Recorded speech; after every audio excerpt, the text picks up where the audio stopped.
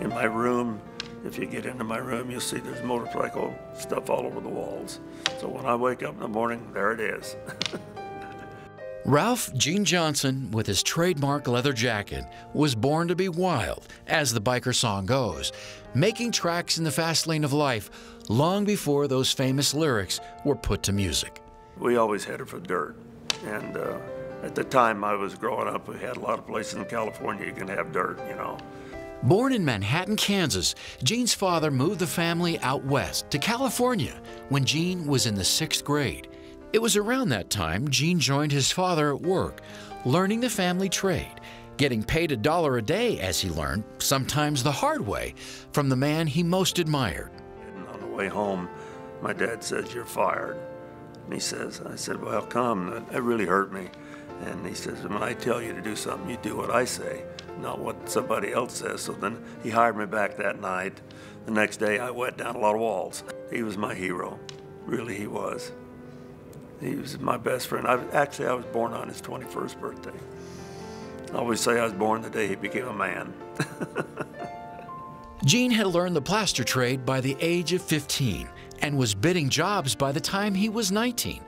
Along the way, he developed a serious love of motorcycles. I was a fanatic on racing. I wasn't married at that time, so it was okay.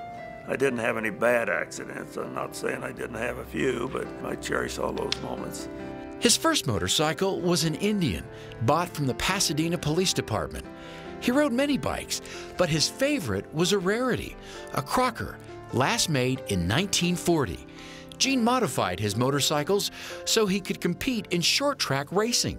Nowadays, they call it speedway. I remember the first one my mother came to. I fell off. She wouldn't come anymore. Gene rubbed shoulders with world champions on the racetrack, but passed on a chance to compete in Europe so he could start a family with his new wife. Gene was soon drafted, leaving his infant daughter to serve as an intelligence coordinator in Korea.